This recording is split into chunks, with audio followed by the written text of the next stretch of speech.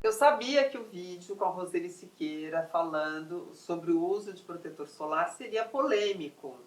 E foi muito polêmico. Mas, para vocês entenderem que tem um lado científico que explica isso, hoje eu convidei uma pessoa que é uma referência nesse assunto para falar cientificamente quais são os benefícios ou malefícios do protetor solar.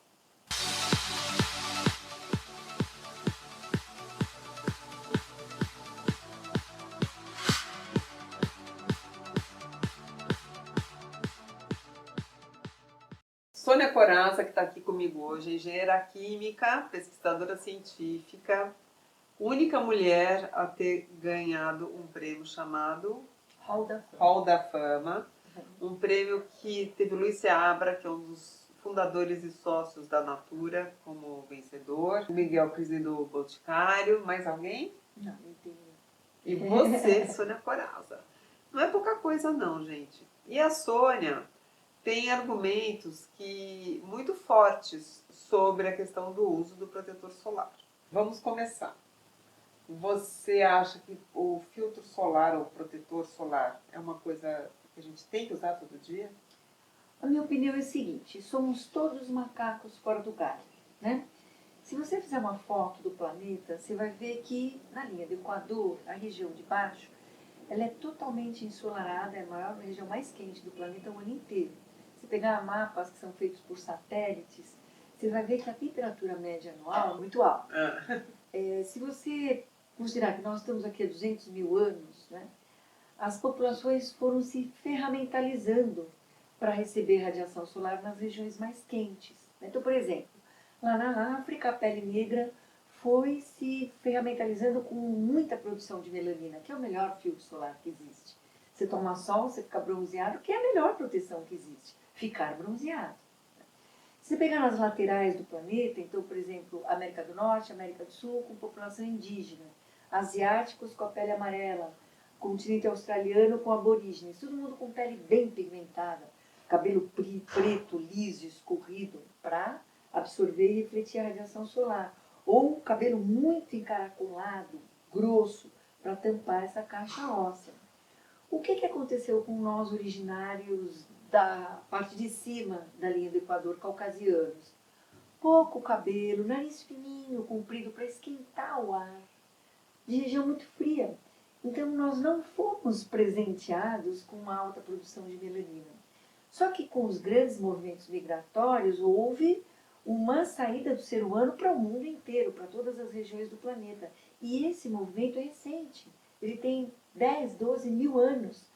Para o nosso corpo, que não mudou nada praticamente nesses 200 mil anos, é muito pouco tempo. Não deu tempo de se ferramentalizar, não é? Então, na O Brasil verdade, é totalmente globalizado, né? É nós uma somos frutos mistura. de todas as raças, todas. Então, assim, a nossa resistência à radiação solar é muito pequena. Para você ter uma ideia, Lilian, no Brasil, uma pessoa de 25 anos já tomou 75% da sua cota de sol da vida, que a gente chama de capital solar. É por isso que a gente vai ficando com essa pigmentação que a gente chama de discromia. Anormal, sardas, efélides, que são manchinhas brancas onde não tem mais melanina para pigmentar. Um motivo também pelo qual a gente tem um alto índice de câncer de pele. Mas o que acontece? Nós não deveríamos estar aqui, né? Ou nós deveríamos ter um outro tipo de indumentária. Chapéu, sombrinha, mangas compridas, como usavam os nossos ancestrais. Hoje a gente está tremendamente fotoexposto, a camada de ozônio tem toda aquela questão, e toda a nossa cultura de lazer do brasileiro está ligada a uma vida outdoor. Mas, no entanto, a gente passa a maior parte do tempo, eu pelo menos, e acho que muita gente em cidade grande, em ambientes fechados, trabalhando. Só que as luzes artificiais contemplam o UVA. Elas também são pigmentogênicas. Entendeu? Então, hoje a gente prova que o maior perigo é indoor, não é outdoor. Porque aqui você tem todo o efeito desses ingredientes nocivos, da tinta que está pintada essa parede, do material que está feito esse tecido. Tudo isso exala substâncias sintéticas. E o nosso sistema imunológico é o mesmo. Esse é o grande ponto da discórdia.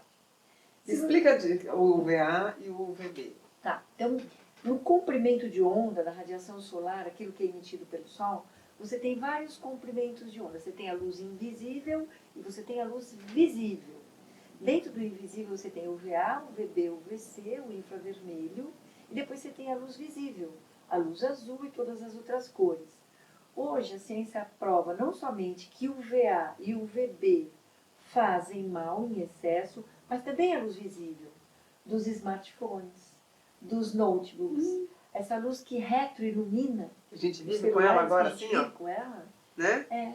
A luz, as luzes decorativas dicróicas contemplam o UVA. Então, nós estamos todos muito suscetíveis a uma radiação anômala. E os horários, assim, de maior incidência de UVA e UVB? E aquela coisa assim, só tome sol antes das 10 da manhã ou depois das 2 da tarde? Isso também já caiu por terra, porque hoje está comprovado que não é uma questão quantitativa e sim qualitativa. Né? Então, a tal da ideia do capital solar é uma moedinha que você ganha quando nasce, segundo o seu DNA. Então, você, branquinha, filha de caucasianos, você tem uma carga em horas de resistência solar ao longo da vida. E você vai gastando desde o momento que nasceu. Você vai usando esses mecanismos. Basicamente são três. O primeiro deles, quando você toma sol, radiação solar, você aumenta a produção de um ácido chamado urocânico. É o melhor fio solar que existe. Segundo, sua pele se espessa, fica corneificada. A camada córnea, ela fica mais dura, mais resistente, sua pele fica mais Fica grossa. curtida, Curtida. tipo couro. Vou te contar uma história super interessante. Terceiro, seu melanócito produz melanina. Esse pigmento que deixa a gente com esse efeito bronzeado é o melhor protetor solar do mundo. Os negros nascem com mais ou com menos capital? Eles nascem com muito mais capital solar que a gente. Muito mais horas de resistência ao sol. Se você pegar uma mulher brasileira de 25 anos, ela tem a mesma idade de uma francesa de 40. Porque a francesa, que tem a mesma fototipia que nós, fica sem essa radiação solar que nós temos o ano inteiro. Então nós vamos envelhecer mais precocemente mesmo. Somos gente que não deveria estar aqui abaixo da linha do Equador, muito mais fotoexpostos. Coisa interessante. Foi feito um trabalho na Escola Paulista de Medicina com pescadores do Recife. Aquele povo que fica dentro do mar o ano inteiro, sem protetor solar, uma região extremamente salina. Sabe quantos casos de câncer de pele foram encontrados? Zero. Claro. Aquela pele foi virando, como você falou, curtida, ela foi ficando grossa, toda dentilhada, não é? Muito bronzeada. Zero casos de câncer de pele. Quem tem câncer de pele? Quem refina, passa ácido, não deixa o corpo fazer o papel dele. Não é? As mulheres hoje têm essa coisa, ninguém quer ter ruga, se enche de ácido, chega o inverno, ácido para cá, para lá, para refinar a pele. O que acontece? Inibe o mecanismo natural de fotoproteção. Né? Você impede seu corpo de produzir essa defesa. A pele é viva e reativa. A função dela, a maior função da pele é proteção. Os oceanos, os corais estão morrendo. E atribui-se isso ao uso excessivo de protetor solar que vai para a água. É isso mesmo? Algumas matérias-primas, algumas substâncias sintéticas que foram historicamente usadas para protetor solar, hoje eles fazem muito mal para a vida como um todo, para a vida aquática. Mas elas fazem também muito mal para a gente, Lilian. A gente começou a escutar essa questão dos disruptores hormonais, desreguladores endócrinos. Você vai se lembrar, com as mamadeiras que liberavam bisfenol A. BPA. Né? A partir daí, ninguém mais colocava a mamadeira dentro do micro-ondas para esquentar o leitinho do filho. Aí vieram os plásticos de conter alimentos também para ir da geladeira direto ao micro-ondas. Aí a gente começou a entender que esse tal desse bisfenol A, ele atravessava a barreira placentária, chegava no feto dentro da barriga da mãe, e interferia na formação cerebral daquele bebê. Esse foi o primeiro. Com esse trabalho do bisfenol A, a gente ficou entendendo que algumas substâncias presentes em cosméticos são desreguladores hormonais. eles têm atividade estrogênica. E daí eu vou te explicar um pouquinho isso, e até é bacana a gente colocar aquela arte depois. O teu corpo, ele tem uma formação de receptor. Imagina uma formação assim com a pontinha de uma bandeirinha de São João. E daí vem o hormônio lá e tchuf, encaixa direitinho. O que é um desregulador endócrino? É uma substância completamente diferente, mas tem o mesmo encaixe. Teu corpo pensa que é dele. E isso gera uma confusão danada. Então, em vez de ele encaixar nesse aqui, ele vai encaixar nesse. Ele encaixa aqui, mas aqui o que tem pendurado é uma coisa completamente diferente da natural. O que isso pode causar no sexo feminino? Por exemplo, obesidade, menopausa precoce, síndrome do ovário policístico, endometriose, câncer de mama, alteração de ovário, entre outras coisas, câncer de tireoide. O que pode causar no sexo masculino? A triptorquídea, que é a não descida do testículo. Essa cirurgia tem aumentado no Brasil nos últimos 10 anos 13%. Porque o testículo, quando o bebê nasce, não desce. Ele está localizado anomalamente. Câncer de próstata, diminuição na produção de espermatozoide, infertilidade. Quer dizer, No homem e na mulher, né? Porque no aumentou homem e na muito mulher. No infertilidade homem e na no mundo contemporâneo. muito, aumentou muito. Então, esses disruptores hormonais, eles estão sendo um desserviço. E hoje, o que a gente entende? A partir do ano 2006, um médico americano pesquisador, chamado Samuel Epstein, ele publicou uma obra chamada Riscos Desnecessários. E mostrou que os cosméticos não só não faziam nada, mas eles eram do mal. E mostrou que das 100 mil substâncias presentes em cosméticos, menos de 10 mil são estudadas e a gente conhece com profundidade. E desses 10 mil, quais são nocivos? Então, desses 10 mil ingredientes, falando especificamente de protetor solar, tudo começou com o tal do PABA. Você lembra quando chegaram os protetores solares no Brasil, que eles manchavam a pele? Aquilo eram os derivados do ácido paraminobenzoico. E depois a gente foi descobrir que eles são grandes disruptores hormonais. Porque esse foi o primeiro que a gente descobriu dentro da área dos filtros solares. Depois veio a benzofenona 3, um super disruptor hormonal. E daí veio um terceiro grupo, os OMC, octilmetoxicinamato, também completamente tirados. Daí a gente foi descobrindo os outros que estão, você olhar na farmácia, tudo aquilo que você vai encontrar, eu te garanto que 99% tem homossalato, octocrileno, esses filtros que também são disruptores hormonais. Então hoje a gente fala assim, como é que uma pessoa vai saber se ela não é química, se ela não entende esses palavrões? Por enquanto eu aconselho usar filtro solar para criança, porque eles contêm só os bloqueadores físicos, que são duas substâncias basicamente, dióxido de titânio e óxido de zinco. Eles são filtros físicos, barreiras físicas. É por isso que a pele fica esbranquiçada quando você passa. Mas se você tiver que usar um, usa esse. Né? Mas e se não usar, vai ter câncer de pele? Depende. Quem é que sabe como é que está a condição da sua pele lá dentro? Qual é a regra? Gastar menos do seu capital solar. Se alimentar bem, com uma alimentação rica em carotenoides, né? Então, vegetais verdes escuros, alaranjados, abóbora, cenoura, manga, couve, espinafre. Tudo isso vai aportando carotenoides, que são os pigmentos naturais da nossa pele.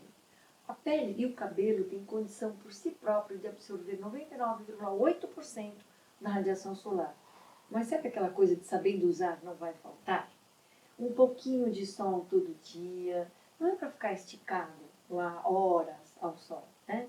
Uma roupa, um tecido natural que tem condição de servir como um filtro físico, um boné, um chapéu, um óculos, um umectante labial, pronto. Você pode ter uma vida saudável. Sem sol a gente não vive.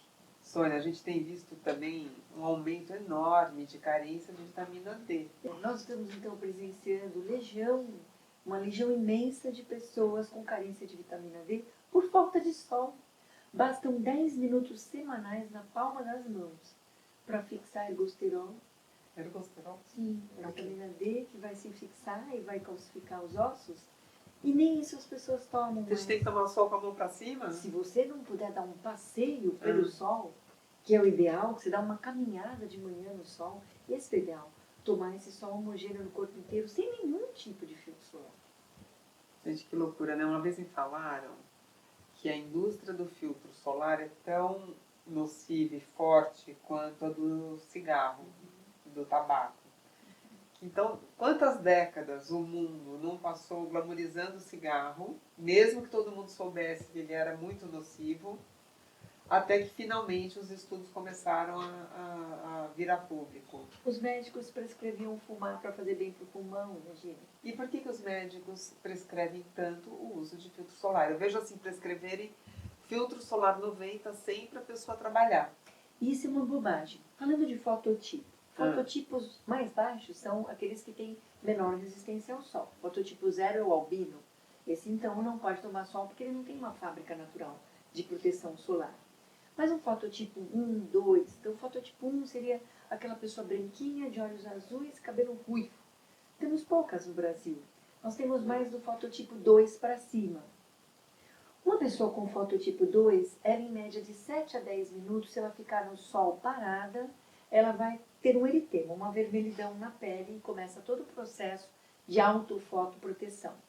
Se você, por exemplo, usar um creme qualquer, que tem aí uma capacidade sem nenhum filtro solar de proteger até 2 ou 4 vezes, você ampliaria esse tempo de ficar estatelado no sol para no mínimo 15 minutos. Se você passar um bom hidratante, se você for a pessoa mais clarinha do Brasil, você já pode ficar 15 minutos ao sol. Faça uma conta, uma pessoa urbana. Ela sai de casa, anda tão pouco ao sol, depois entra num lugar que está fechado.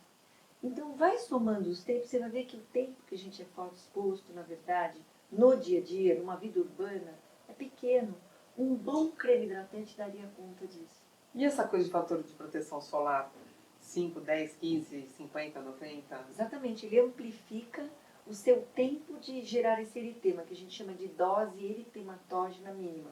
Então, você, Lilian, se ficar ao sol 10 minutos sem nada, vai ficar com esse eritema, essa vermelhidão. Se você passar um fator de proteção 10, você ficaria 10 minutos vezes o fator 10, 100 minutos. Não é? 1 hora e 20 minutos, 1 hora e 40 minutos, é isso? Você poderia ficar ao sol sem ter nenhum tipo de eritema. Então, você está vendo como é uma hipocrisia usar um fator de proteção 90, isso não tem nenhum sentido. E ainda manda reaplicar a cada 2 horas. Exatamente. Por que manda reaplicar a cada 2 horas? Porque a nossa pele tem 2 fábricas. As glândulas sebáceas produzem gordura e as glândulas sudoríparas produzem água, suor. A mistura da gordura com o suor forma o teu manto hidrolipídico, melhor creme hidratante do mundo. A cada 2 horas o seu corpo repõe esse manto hidrolipídico. Então aquele filtro solar 90 que você passou desestabilizou. Você vê que contrassenso é? E o que mais me chama a atenção, existe um médico de Harvard chamado Rudolf Tanzi, e ele fala muito da epigenética. Ele fala assim que muito mais do que a nossa carga genética, aquilo ao que estamos expostos é mais determinante da sua saúde. Então, se você fica gastando o teu sistema imunológico com um monte de química desnecessária sobre a sua pele, você está diminuindo o seu tempo de vida. Você está trazendo para você doenças que você não teria. Quando você busca soluções alternativas na natureza, no equilíbrio dessa sua farmácia interna que todos nós temos, essa é a grande saída. Porque eu acho que todo mundo vê o câncer de pele, mas as pessoas não percebem a infertilidade. O câncer de mama O e câncer próstata, de que são os mama. 2 que mais acometem os brasileiros. Você troca um câncer de pele por um câncer de mama ou um câncer de próstata. Que troca é essa? É incrível, né? Porque nunca teve tanto câncer. Claro, há que se refletir o porquê de tudo isso, não é? E trazer para uma realidade palpável. Então tá bom, se as nossas antecessoras andavam de sobrinho e chapéu, de guarda-sol, Que é o fator é o protetor físico. pronto, tá aí a resposta. Ou seja, vamos ser práticos aqui, gente. Para ninguém depois falar que teve câncer de pele por nossa causa, que não é por nossa causa. 5 dicas de como se expor ao sol, aproveitando os benefícios sem protetor solar. Primeira coisa, nunca ficar estatelado ao sol. Fazer uma movimentação. Você está na praia ou na piscina, então você está nadando, ou você está caminhando, ou você está jogando. Intercalar isso com áreas sombreadas, não é? Intercalar isso com ingestão de líquido, porque a hidratação é muito mais dentro, endógena do que para você, faz mais efeito do que exógena, do que fora. Então, se alimentar corretamente, procurar, sim, sem dúvida nenhuma, usar tecidos que façam essa função de ser um bloqueador físico. E entender que para o seu tipo de pele, para as pessoas mais claras, esse tempo de exposição ao sol tem que ser menor mesmo. Não, mas eu quero ficar bronzeada. Como é que eu vou fazer? Faça isso paulatinamente. Não é? Isto é, toma sol todo dia um pouquinho. Né? Até chegar. Não deixa formar o eritema. Queimou, é o grande termômetro. Está desconfortável, você está se sentindo ardida, sai fora. O seu sistema de proteção como um todo está falando, já deu para você por hoje. Gente, só porque a pele é igual couro, fica curtido. Depois que ela curte, daí você pode ficar mais à vontade, né? A história dos pescadores de Recife. Que bom, Sônia, obrigada. Prazer enorme. Olha, eu sei que a Sônia falou palavras dificílimas aqui hoje, que a gente não conhecia esses termos, mas acho que vale a pena prestar atenção nisso e rever alguns conceitos que foram colocados na nossa cabeça, viu? Até a próxima. Até a próxima. Beijo. Se vocês gostaram desse vídeo, então, por favor, curte, comenta, compartilha. Já estou vendo que os comentários, nossa senhora. Mas eu acho que vale a pena.